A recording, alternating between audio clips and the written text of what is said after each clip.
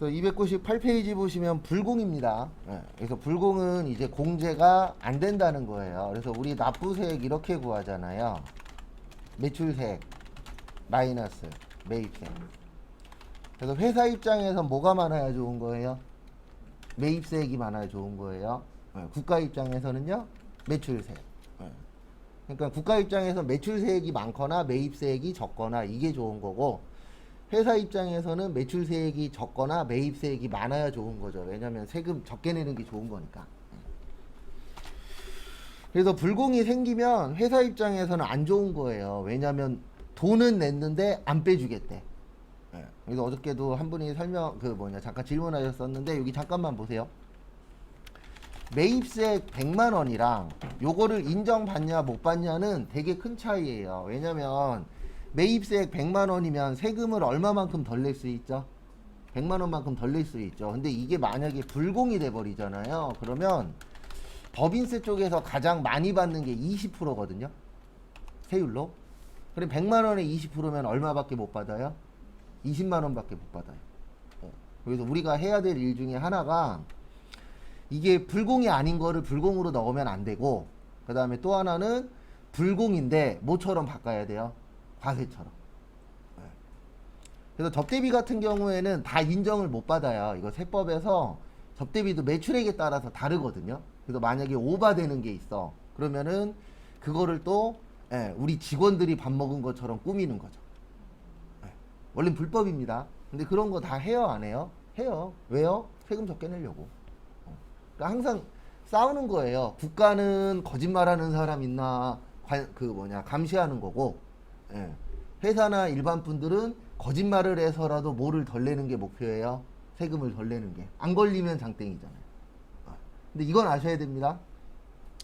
불법을 저지르는 걸 뭐라고 하는 게 아니라, 불법을 저질렀다가 안 걸리면 돼요. 그 대신 걸렸을 때 페널티는 훨씬 더 어때요? 커요. 그러니까 우리가 웬만하면은 법을 지키려고 노력을 하죠.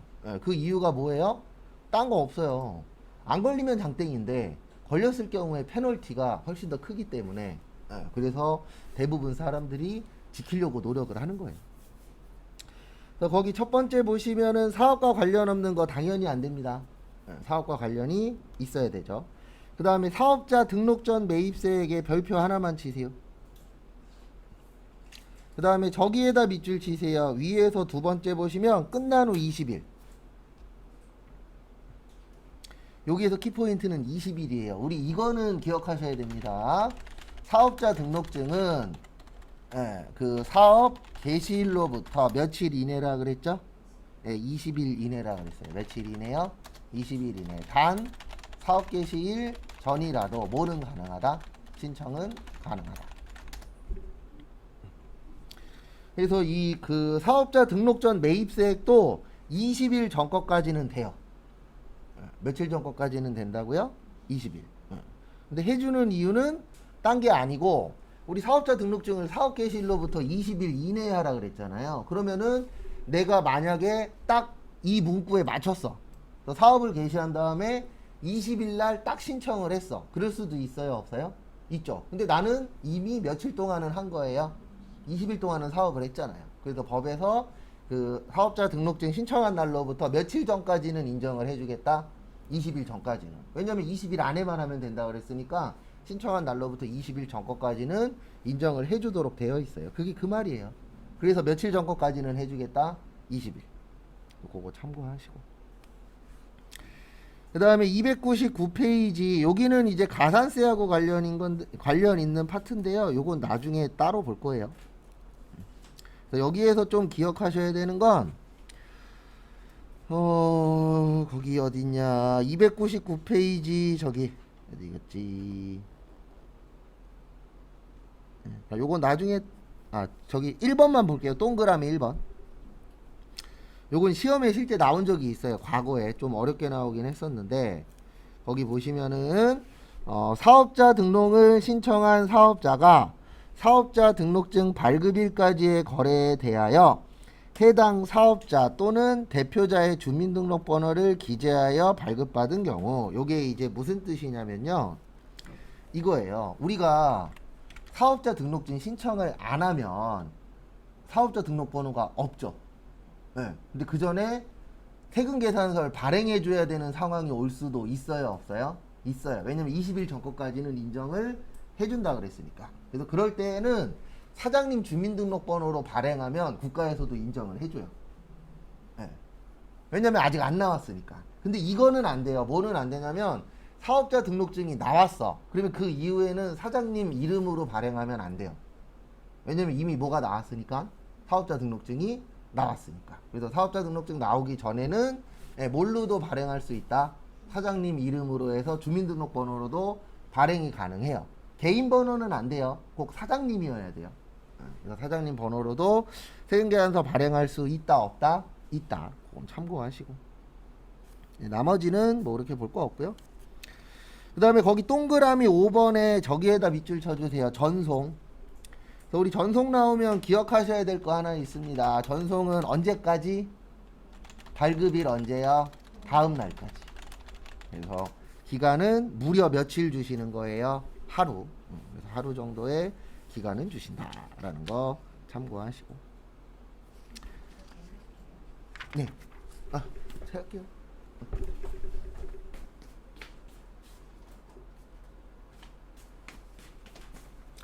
그 다음에 300페이지로 넘어오세요. 저희가 시험 문제 잘 나오는 건 요 300페이지 쪽이죠. 그래서 거기 보시면 이제 그 밖에 불공제 매입세액이라고 있는데, 우리 제일 많이 나오는 게 이거잖아요. 비영업용 뭐요? 소형 승용차. 그리고 얘하고 같은 말이 개별 소비세, 과세 대상 자동차. 이렇게 나오면은 두 가지가 같은 뜻이구나 라고 봐주시면 되세요.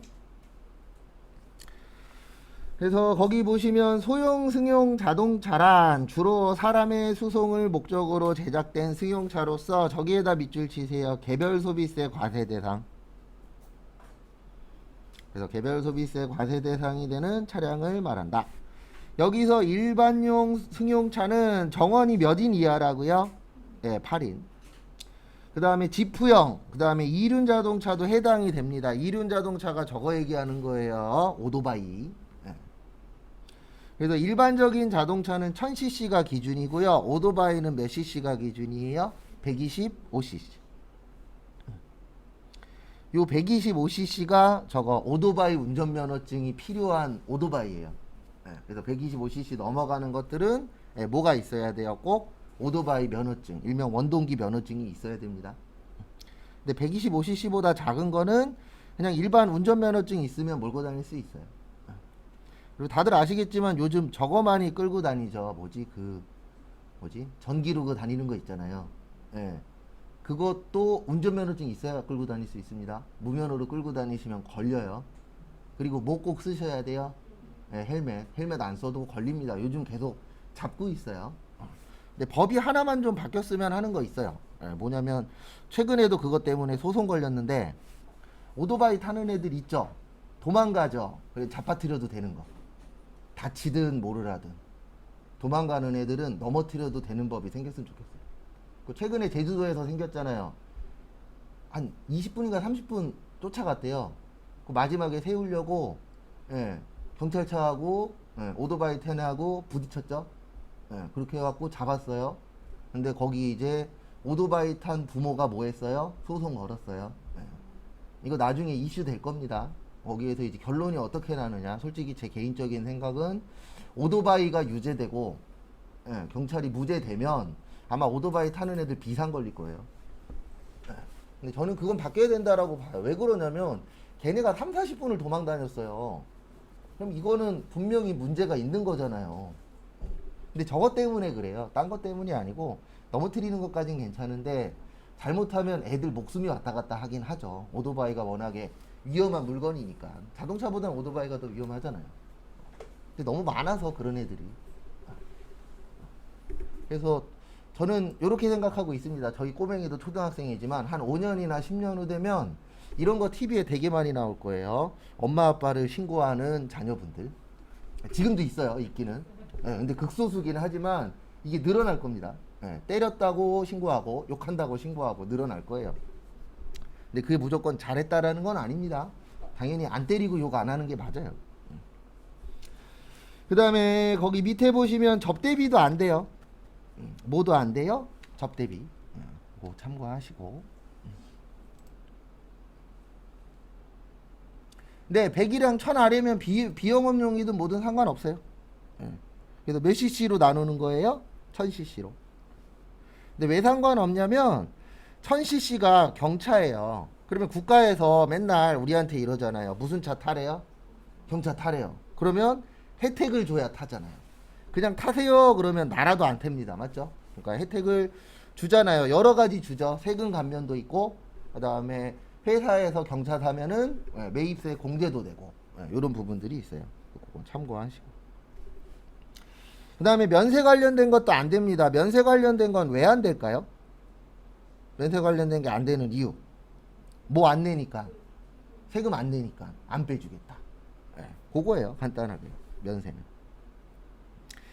그 다음에 다음 것도 보시면은요. 토지 관련된 것도 안 돼요. 토지는 왜 안 되냐면 토지의 매매는 면세잖아요. 그럼 면세 관련된 거는 해주면 어떤 문제가 생겨요? 세금은 빼줬는데 받을 게 없네. 이런 상황이 올 수 있기 때문에 인정 안 됩니다. 그것도 좀 참고 좀 해주시고요. 그 다음에 기타 경감 공제 세액에서 저기에다가 밑줄 좀 쳐주세요. 전자신고 세액 공제. 이게 뭐냐면은요. 이거 회계할 때도 한번 설명드렸었는데 우리 신고 방법은 크게 두 가지가 있어요. 서면 신고가 있고 전자 신고가 있습니다. 근데 요즘은 시대가 시대니만큼 이걸 많이 쓰긴 하죠. 무슨 신고요? 전자 신고. 근데 뭐든지 다 이게 있어요. 뭐가 있냐면 뭐 아니신 분들도 있긴 있는데 대부분 분들 보면은 처음에 뭔가를 시작할 때 두려움을 갖고 계신 분들이 많아요. 그러니까 과거에는 무슨 신고였었어요? 서면 신고였어요. 근데 갑자기 인터넷으로 신고하래. 그러면 사람들이 안 하려고 하시는 분들도 있어요, 없어요? 있어요. 그러면 안 하려고 하는 사람을 하게 만드는 거는 방법은 크게 두 가지가 있습니다. 하나는 법으로 너 안 하면 혼난다. 이렇게 만드는 방법이 하나 있고, 또 하나는 이것 좀 해봐. 좋은 거 있어. 그 대신 하면은 돈 줄게. 근데 법으로 강제적으로 막 할 수는 없잖아요. 그래서 국세청에서 생각한 게 뭐냐면 후자예요. 그래서 전자신고를 하면 인터넷으로 신고하면은 깎아줄게. 그래서 얼마 깎아준다라고 되어 있어요? 확정신고당 무려 10,000원 깎아줘요. 얼마 깎아준다고요? 10,000원.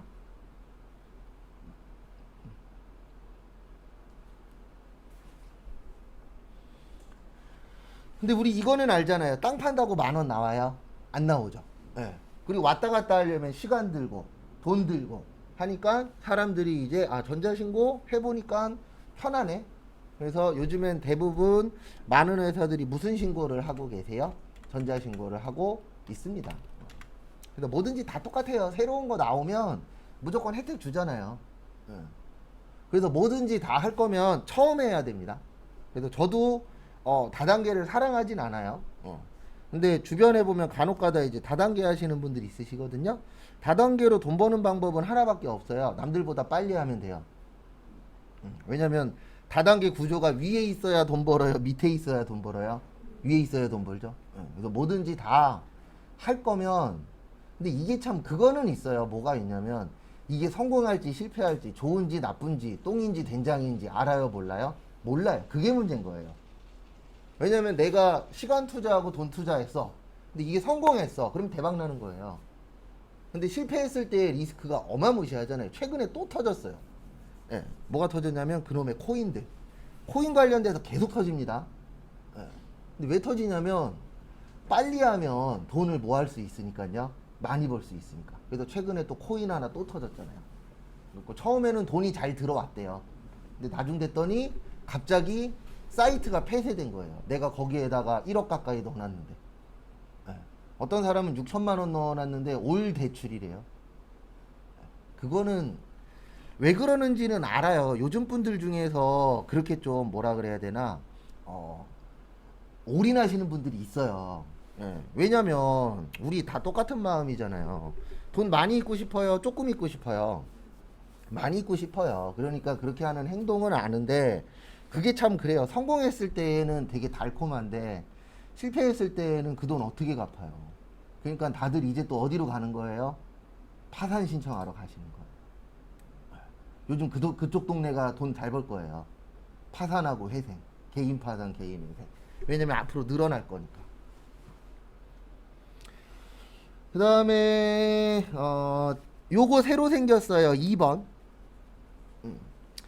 이번에 보시면 우리 그 전자세금 계산서 의무 발행자라고 있어요. 요거는 좀 외워두세요. 따로 쪽지 시험을 보진 않을 건데 제가 자주 이야기할 겁니다. 그래서 제가 전자세금 계산서 의무 발행자 그러면은 두 가지가 기억나셔야 돼요. 법인하고 개인 중에서 직전 연도 공급가액이 7월 1일부터는 얼마라고요? 2억 원. 그래서 2억 원 이상인자. 요분들이 이제 원래는 무조건 발행을 해야 돼요. 근데 국세청에서 원하는 거는 이분들만 발행하기를 원해요? 다 하기를 원해요? 다 하기를 원해요. 왜냐면 이 전자세금 계산서가 실질적으로 회사보다는 누가 편하다고요? 국가가 편해요. 국세청이. 네. 그래서 다 하기를 원합니다. 그러면 다 쓰게 만들려면은 뭔가 미끼를 줘야 되잖아요. 그래서 그게 뭐냐면은 전자세금 계산서 의무 발행자가 아닌 자, 요분들이 발행을 하면 아닌 자가 발행을 하면은 한 건당 200원씩 빼줘요. 근데 연간 얼마까지 빼주냐면 100만 원까지. 거기 있어요. 301페이지 위에. 이거 왜 100만 원이고 왜 200원이냐면은요. 이게 과거에 처음 전자세금 계산서가 들어왔을 때 이 혜택을 줬었어요. 법인들한테 너네 전자세금 계산서 발행하면 한 건당 200원씩 빼줄게. 1년에 100만 원까지 빼줄게. 이거를 예전에 했었어요. 법인들 길들일 때. 왜냐면 그냥 해 그러면 안 하니까. 그랬다가 이제 요번에는 개인들한테도 이제 그 어떻게 보면 좀 소상공인 분들이 있죠. 규모가 작으신 분들. 그분들한테도 요런 혜택을 주는 거예요. 근데 주는 이유는 뭐라고요? 자기들 뭐 하려고요? 편하려고. 근데 솔직히 이거 하면 회사들도 편하긴 해요. 이렇게 좀 이제 나누어져 있다라는 거 참고하시기 바랍니다. 그 다음에 301페이지 보시면 신용카드 매출전표 등 발행 공개. 요건 개인만 됩니다. 법인은 안 돼요. 그래서 개인 사업자. 개인 사업자만 가능하다라는 거 참고하시고요. 그 다음에 거기 보시면 몇 프로라고 되어 있죠? 1.3%. 그 다음에 얼마 한도예요? 1000만 원 한도.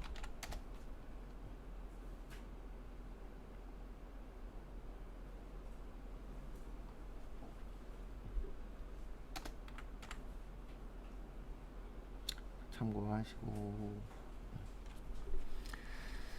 그 다음에 301페이지 밑에 보시면은요.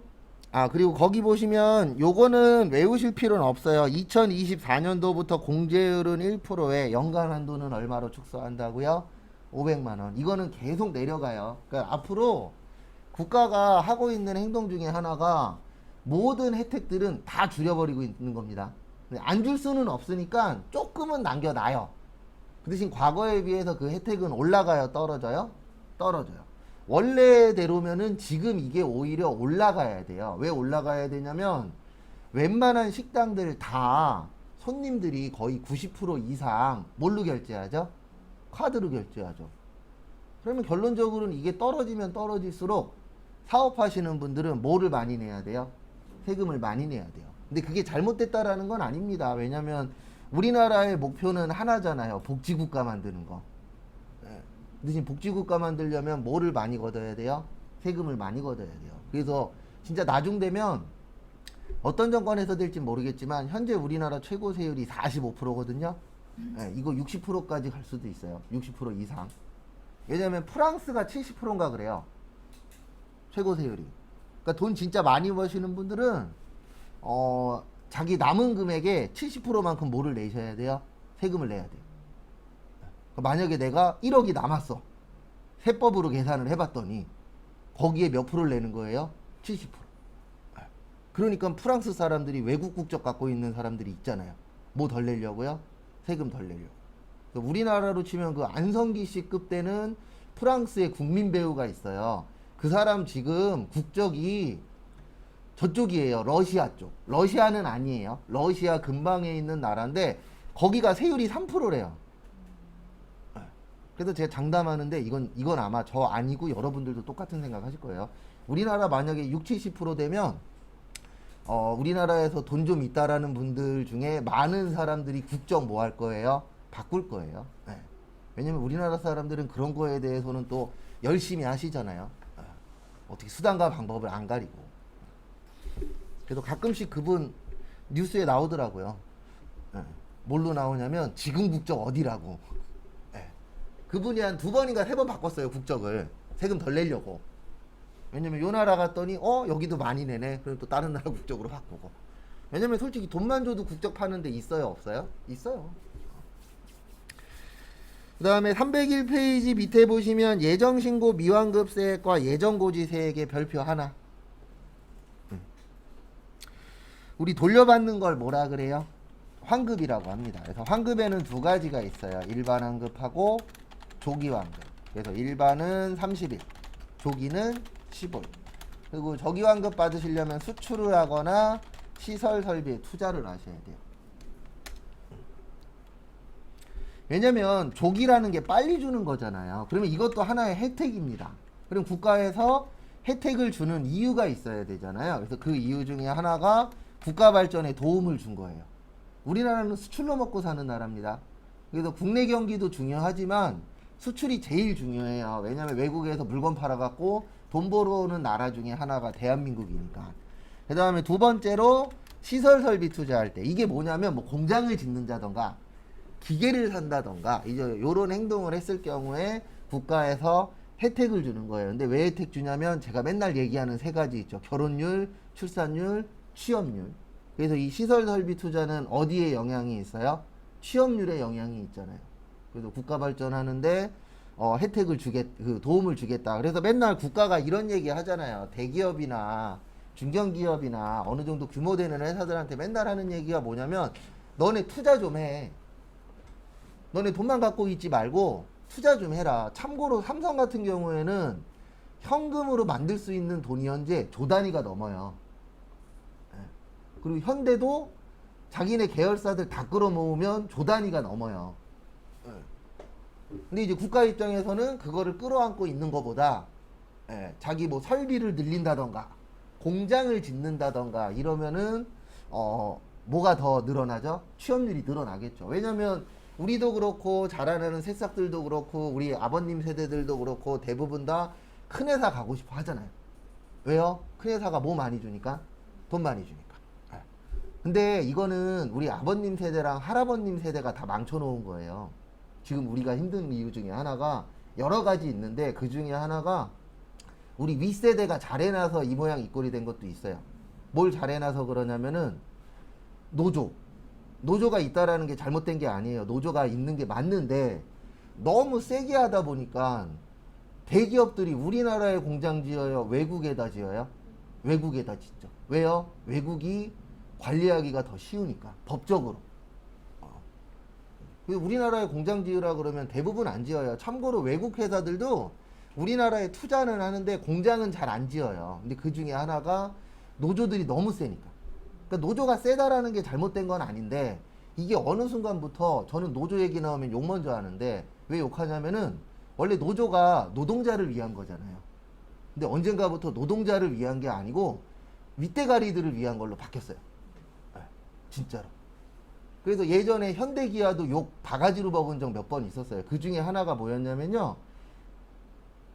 내 새끼 우리 회사에다가 취업시켜줘. 있었어요, 실제. 근데 예전엔 비일비재 했어요. 참고로 저도 한 3, 4년만 일찍 태어났으면 지금 여기에서 이거 안 해요. 저희 친척분 중에 한 분이 지금은 없어졌지만 저기 그 항 있죠. 인천항. 거기에 그 인부 관련된 분들 노조 부위원장이었대요. 그러니까 저희 친척 형도 3천만 원인가 5천만 원 주고 들어갔어요. 근데 예전에는 일자리를 돈 주고 팔았었어요. 그래서 한번 GM대우도 난리 났었잖아요. 돈 주고 팔았다 걸려갖고. 근데 그 전에 없어지긴 했어요. 근데 이거 잘했다라가 아니고 예전엔 그런 게 비일비재했어요. 그래서 노조 위원장 막 이러면 돈 찔러주면은 취업시켜주고 그랬었어요. 과거에는. 지금은 그랬다가는 노조 위원장 잘리니까 못합니다. 근데 과거에는 그런 일이 비일비재했죠. 그래서 현대기아에서도 한번 그거 요구했다가 욕 엄청 먹었어요. 근데 왜 그런 걸 요구할까요? 취업이 잘 돼야 되는 것도 있지만 내가 봐도 우리 회사 꿀인 회사야. 좋아. 딴 데 가서 고생하느니 여기에서 고생하면 돈도 더 받아. 그러니까 기왕이면 나고만 두면 내 자식 넣어줬으면 좋겠어. 이게 잘못된 건 아닙니다. 다들 그런 생각 하잖아요. 만약에 내가 하고 있는 일이 되게 좋아. 그러면 내 새끼도 이런 일 했으면 좋겠어. 이런 생각 하잖아요. 네. 근데 이게 너무 이제 과하다 보니까 그게 문제가 된 거죠. 그래서 저는 조금 안타까운 게 위에 분들이 욕심을 조금 덜 냈으면 지금 상황보다는 조금 더 좋아졌을 건데 뭐 사람 욕심이 끝이 없으니까. 그래서 저는 항상 느껴요. 사람은 간사하고 못돼 처먹었어요. 네. 진짜로. 내가 1이라는 혜택을 받으면 1달라 그래요. 그 다음부터는 2달라 그래요. 2달라 그래요. 2 주면 3달라 그러고. 그래서 언젠가부터 대한민국에서 많이 쓰는 용어 있잖아요. 손님은 왕이다. 이거 잘못된 거잖아요. 손님은 손님이지. 무슨 왕이야. 그 다음에 거기 예정고지 세액에다 밑줄 치세요. 그래서 우리 원래 신고납부인데 예정은 고지납부예요. 그래서 고지납부인데 얼마만큼 고지서가 날라오냐면 직전 확정 신고 금액의 2분의 1만큼 날라와요. 몇 분의 몇 만큼이요? 2분의 1만큼. 그거 참고하시고. 그리고 거기 밑에 있죠? 2분의 1만큼. 근데 얼마보다 작으면 고지서 안 날라와요? 30만원. 30만원 미만이면은 고지서 발송 안 한다. 참고하시고. 그 다음에 302페이지. 여기부터는 이제 실기예요. 302페이지부터는.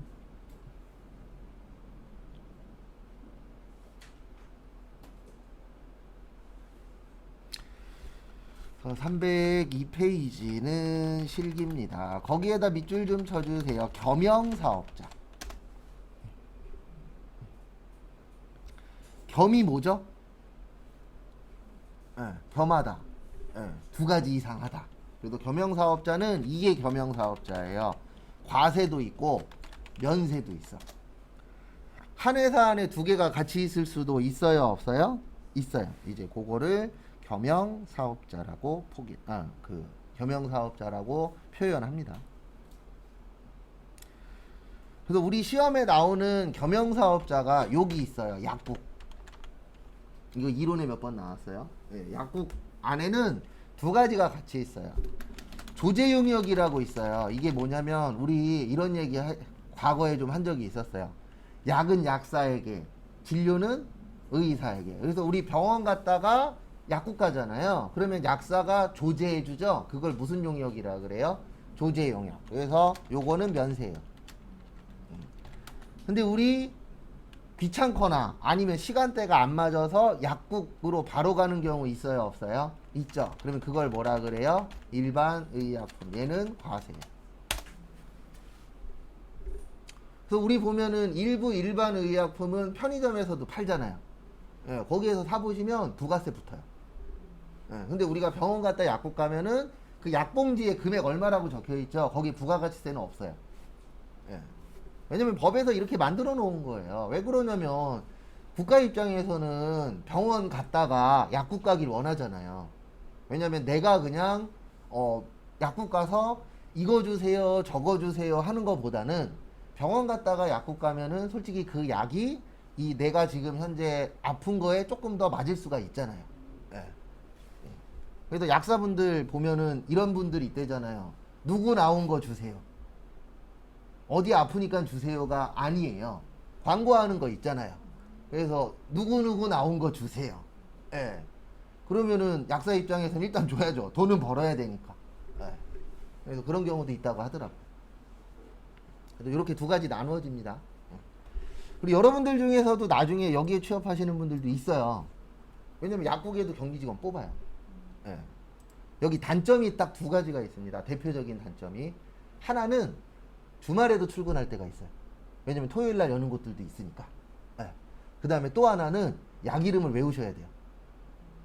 왜냐면 거기에 격리 직원이긴 하지만 약사분들 바쁘거나 아니면 간단한 일반 의약품 정도는 내가 찾아서 줘야 될 때도 있어요, 없어요? 있죠. 그래서 취업하신 분 한번 놀러 오셨었는데 그 얘기 하시더라고요. 일은 쉽대요. 일은 그렇게 어렵진 않은데 약 이름 외우는 게 그렇게 어렵더라고. 왜냐면 우리는 약 이름하고는 안 친하잖아요. 그냥 마데카솔, 후시딘 뭐 이런 거야 친하지만 뭐 어디 아프니까 뭐 주세요. 그러면 거기에 맞는 약을 어느 정도 내가 기억해야 되잖아요. 위치라던가 약 종류가 뭐 최소 몇 백까지는 되니까. 그게 조금 어렵다. 그 다음에 주말에 출근해야 된다. 종종 그게 조금 단점. 근데 일은 그렇게 어렵진 않대요. 왜냐면 우리가 봐도 그렇게 어려울 건 없잖아요. 약사분들이야 이제 뭐 약사가 되기 위해서가 어려운 거지. 약사 된 다음에 일하는 건 그렇게 아주 복잡하거나 그래 보이진 않으니까. 근데 약사분들도 저게 어렵다 그러더라고요. 약 종류 되게 많잖아요. 거기에서 이제 그거 해야 되고 그 다음에 반땅 잘라야 되잖아요. 네. 이건 알고 계십시오. 반땅이 정확하지 않습니다. 네. 정확하게 못 잘라요. 기계로 자르는 것도 있다라고 하는데 그게 완벽하게 반이 안 잘린대요. 네. 그리고 반 잘라져 있는 약도 있잖아요. 네. 그걸로 과연 90도로 정확하게 자를 수 없잖아요. 조금만 사선으로 가도 50%가 넘죠. 그래서 그런 게 있다라고 인터넷에 돌아다니더라고요. 그 다음에 저기에다 밑줄 치세요. 안분 계산. 안분은 나누는 겁니다. 네, 왜 나눠요? 나누는 이유. 겸용사업자는 나눠야 돼요. 근데 왜 나눌까요? 나누는 이유는 하나예요. 같이 썼잖아요. 과세하고 면세. 근데 문제가 뭐냐면 면세 관련된 건 불공이에요. 과세 관련된 건 과세고. 그러면 두 가지가 결과적으로는 같은 거예요? 다른 거예요? 다른 거예요. 그러면 다른 거면은 금액을 뭐 해야 되죠? 나눠야 되죠. 그래서 안분 계산이라고 나오는데 요거 어려워요. 예, 시험에 나오면. 근데 어려운 이유는 뭐냐면 종류가 17가지 중에서 2개 나온다 그랬잖아요. 예. 근데 얘는 그렇게 자주 나오는 것도 아니에요. 한 2, 3년에 한 번? 그 다음에 오래 있다 나오면 한 5년에 한 번? 그래서 자주 나오는 문제가 아닌지라 나중에 연습해보긴 할 건데 좀 그렇게 쉬운 파트는 아니에요. 그 다음에 거기 302페이지 밑에 보시면 안분 계산의 배제라고 있습니다. 요거는 만약에 시험에 나오면은요 무조건 이론에 나와요.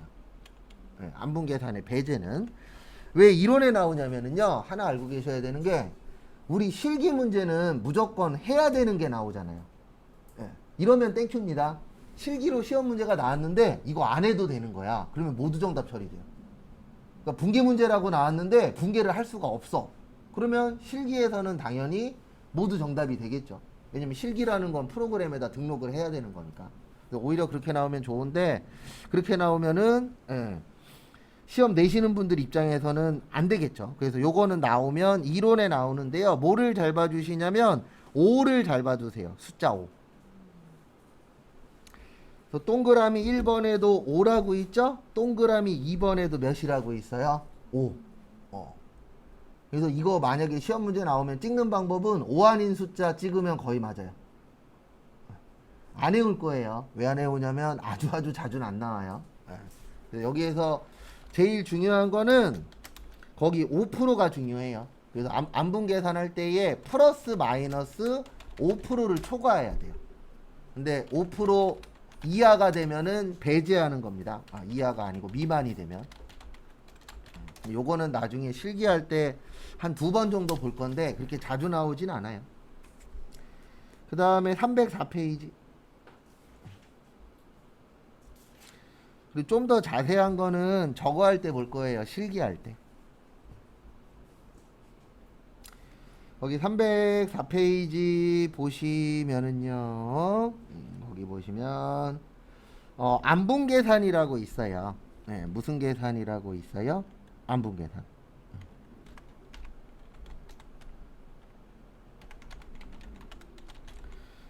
거기 안분 계산에다가 이렇게 적어주세요. 예정 신고.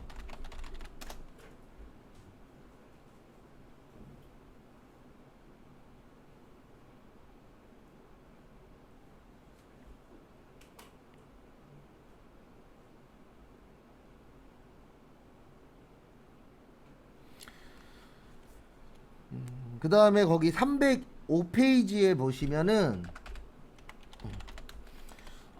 정산이라고 있어요. 뭐라고 있어요? 정산. 정산은 확정 신고예요.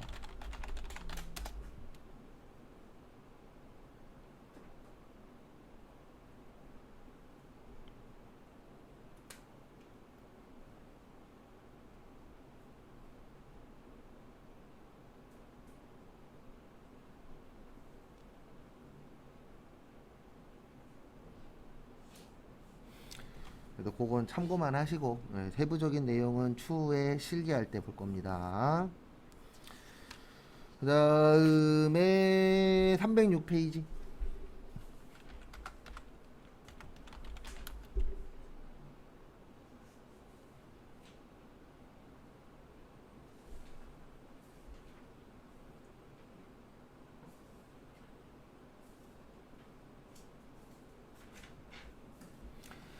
그래서 거기 보시면 재계산이라고 있습니다. 뭔 계산이라고 있으세요? 재계산. 재계산은 요때 하는 거예요. 이거 관련된 거. 감가상각. 확정 때 합니다.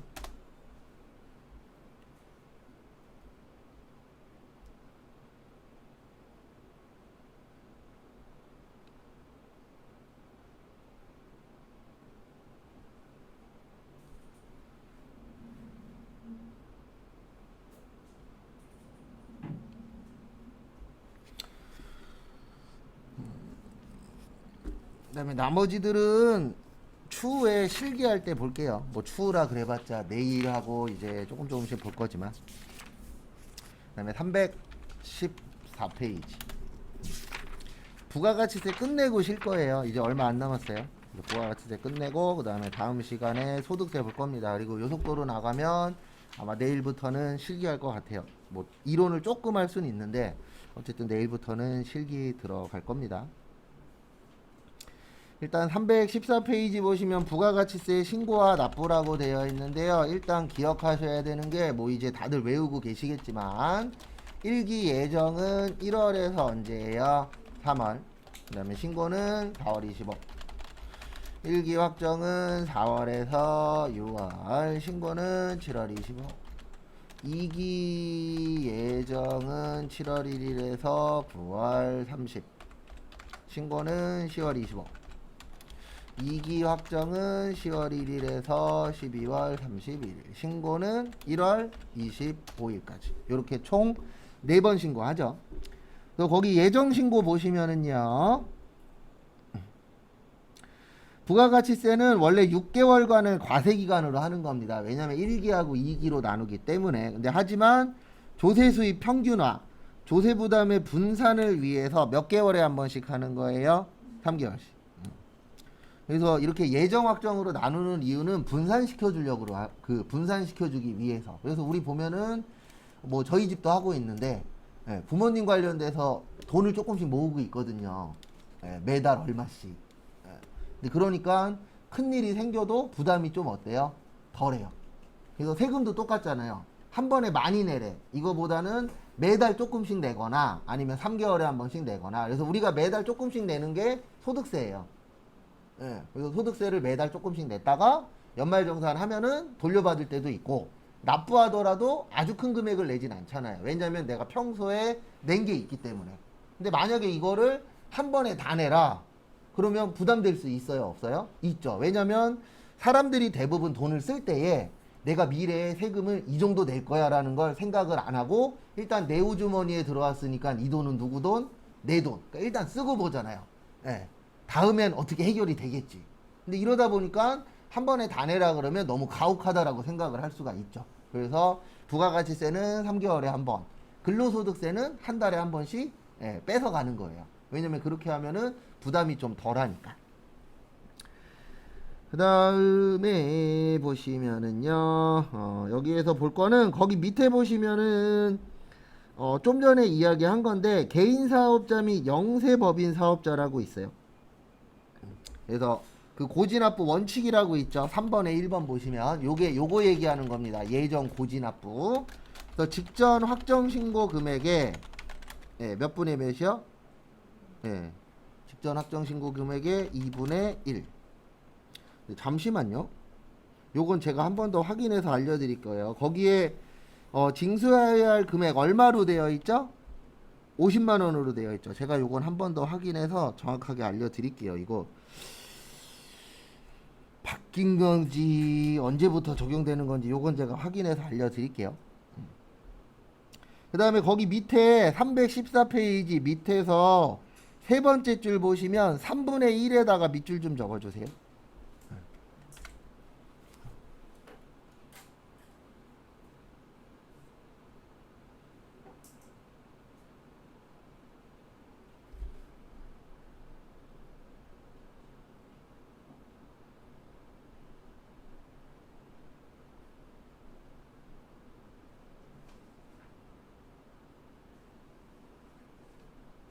또 바꿔놨구나. 이런.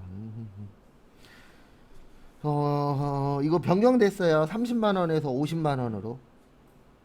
근데 이렇게 되면 또 문제가 하나 있는데 얼마로 기억하세요? 이제 50만 원으로 기억하세요.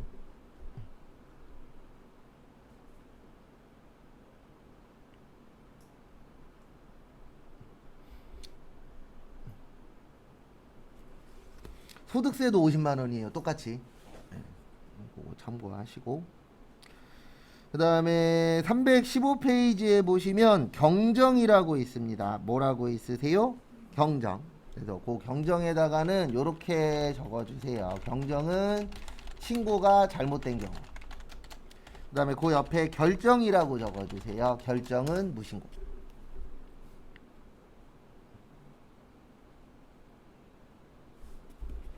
그 다음에 30만 원이 아니고 50만 원 미만 고지서 발송 X.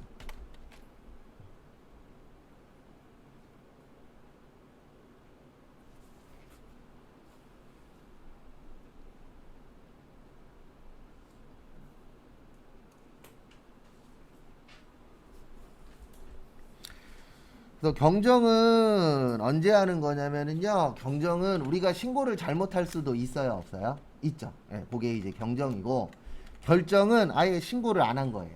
근데 주의하셔야 되는 게 결정돼 버리면은 세금을 많이 냅니다. 참고로 무신고 하잖아요. 그러면 매입세 공제 안 해줘요. 페널티를 줘야 되잖아요. 그 페널티 중에 하나가 뭐냐면 안 빼줄 거야. 왜냐면 무신고가 돼버리면은 국가에서 이렇게 이해를 해버리거든요. 괘씸죄예요. 예, 왜냐면 사업하는 사람이 세금에 대해서 몰라? 그럼 말이 된다 안 된다? 안 된다. 그리고 내가 모를 수도 있잖아요. 모르면 세무서에 가시거나 아니면 세무사 사무실을 쓰거나 이렇게 해갖고 본인이 준비를 해야 되는데 무신고했어? 예. 그리고 이거 걸리면은요 대부분 이게 바로 잡히는 게 아니에요. 이게 나오는데 시간이 꽤 걸려요. 저 예전에 회사 다닐 때 요거 나왔었거든요. 경정? 3년 전 거 나왔어요. 일반적으로 잡는데 시간이 걸려요. 몇 년 안에만 잡으면 돼요? 5년 안에만 잡으면 돼요. 왜냐면 영수증 보관 기간이 몇 년이니까? 5년이니까. 그리고 3년 전 거 나온 적이 있었어요. 근데 나는 그 회사를 들어간 지 이제 한 달 됐어요. 세무사 사무실 썼었는데 돈 달라 그래서 그냥 내가 해결했어요.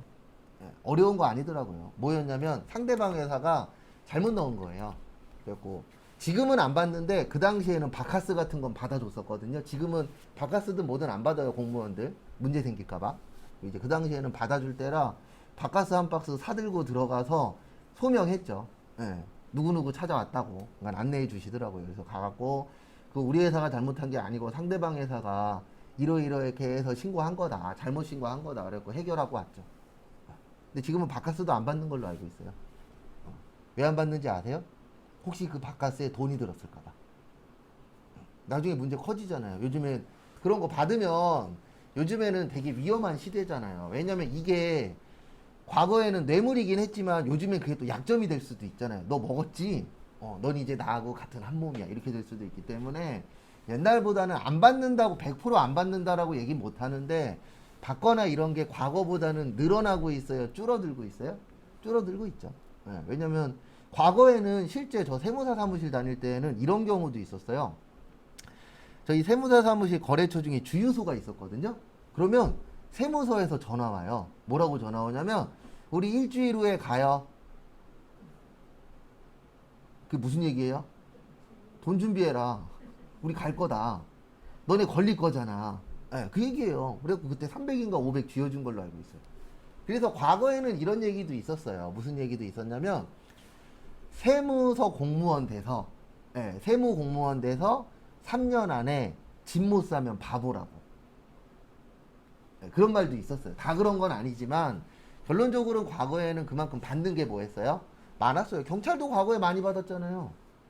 내가 만약에 뭐 주차를 잘못했어 아니면 뭐 과속을 했어 그러면 과거에는 돈 찔러줬어요. 1, 2만 원 찔러주면서 뭐라 그러냐면 제일 싼 걸로 해주세요. 내가 만약에 10만 원짜리야 1, 2만 원 찔러주면 한 3만 원짜리로 줄어들거든요. 과거엔 그런 게 되게 비일비재했어요. 그래서 영화에도 그런 것들 많잖아요. 뭔 일이 생기면 막 경찰들한테 막 주고. 근데 지금은 그거 받았다가는 큰일 나요. 잘못하면은 그 사람 잘릴 수도 있어요. 옛날하고 다르니까. 그 다음에 환급은 아까 이야기했죠? 그래서 거기 316페이지 잠깐 보시면 거기 보시면은 이제 조기환급에 보시면은 영세율 적용, 영세율이 수출입니다. 그 다음에 시설 설비 같은 거 투자했을 때 그거 참고하시고, 그 다음에 조기환급에서 주의하셔야 되는 게 하나 있어요. 이 조기환급은 한 달에 한 번, 두 달에 한 번, 세 달에 한 번 이런 식으로 기간이 자유로워요. 내 맴대로 할 수 있어요. 근데 원래 정상은 몇 개월에 한 번씩 하는 거예요? 3개월에 한 번씩. 근데 우리는 한 달에 한 번 하고 싶어. 그러면 조기환급에 해당이 되면은 한 달에 한 번도 되고 두 달에 한 번도 해야 되고 세 달에 한 번도 되는데 주의하셔야 되는 점은 이거예요. 3월에서 4월은 안 돼요. 이거는 돼요. 2월에서 3월은 되고. 왜 그러냐면 3월은 무슨 신고예요? 예정. 4월은요? 확정. 섞는 건 안 돼요. 근데 2월하고 3월은 같은 예정이잖아요. 그러니까 예정하고 확정도 3개월 안에서 매달 해도 되고 2개월을 묶어도 되고 한 달 해도 됩니다. 근데 다른 그 기간하고는 엮으면 된다 안 된다? 안 된다. 그거 참고하시고. 그러니까 결론은 혜택을 주는 거예요. 왜냐면 우리나라 뭘로 먹고 사는 나라니까 수출로. 그 다음에 그 옆에 보시면 가산세라고 있어요. 몇 페이지까지 있냐면 저기 323페이지까지가 가산세거든요. 근데 다행인지 불행인지 여기에 있는 거 다 안 나와요. 그래서 가산세는 실기하면서 나오는 것만 익힐 거예요. 왜냐면 나오는 것만 익혀도 한 6가지 정도 되거든요. 6, 7가지 정도? 그것만 익혀도 바빠요. 근데 여기에 있는 걸 다 외운다? 저도 다 못 외워요. 이거 세무사 자격증 있는 분들도 가산세 다 못 외워요. 너무 많아서. 이론 시험에도 거의 안 내요. 네. 왜 거의 안 내냐면 내시는 분도 아는 거죠. 이거 어렵다라는 거. 네. 그래서 낸 적은 있긴 있는데 그렇게 횟수가 많은 편은 아니에요. 거짓말 조금 더 보태서 한 10년치 뒤지면 한 2개 정도 나올걸요. 네. 10년치 뒤지면 안 나오는 횟수도 있을 건데 한두 개 정도 있긴 있을 거예요. 그 다음에 한 파트만 더 하고 쉴게요. 324페이지 간이과세자. 여기까지 하면 이제 끝인데 간이과세자는 그냥 이것만 기억하시면 돼요. 딴 거는 다 필요 없고 누구만 할 수 있다? 개인. 그 다음에 직전 연도 공급 대가가 얼마요? 8천. 그 다음에 4,800만원 미만이면 영수증. 근데 이거는 아셔야 됩니다. 시험 문제에서 만약에 간이과세자는 세금계산서를 발행할 수 없다 이렇게 나오면 틀린 거예요. 4,800이 넘으면 세금계산서 발행하는 거고 4,800이 안 되면 뭐만 발행하는 거예요? 영수증. 이게 맞는 거지 간이과세자는 영수증만 발행할 수 있다 이런 식으로 나오면 틀린 거예요. 기준금액이 얼마라고요? 4,800. 그 다음에 기준금액보다 작으면 납부도 뭐요? 면제. 근데 솔직히 4,800만원 안 되면 사업 안 하는 게 맞기는 해요. 근데 하시는 분도 있어요. 소일거리로 하시는 분들이 있어요? 없어요? 있어요. 집에서 노느니 조그만하게 하거나 나 건물주인데 집에서 놀면 뭐해? 그럼 조그만하게 뭐 복권방을 한다던가 자잘하게 뭔가 할 수도 있어요? 없어요? 있죠. 근데 그런 게 아니면 솔직히 이만큼 팔아갖고 한 달에 400만원도 못 파는 거예요. 그러면 반 남는다라고 쳐도 200 남는 거예요. 그럼 많이 남는 거예요? 적게 남는 거예요? 적게 남는 거죠. 그 정도 남기려고 그걸 한다? 그러면 저는 아니라고 봅니다. 그거보다 더 많이 벌려고 사업을 하는 거지. 일반적으로는. 이렇게 간단하게 한번 봤고요. 잠깐 쉬었다가 10시 40분에 소득세 보도록 하겠습니다.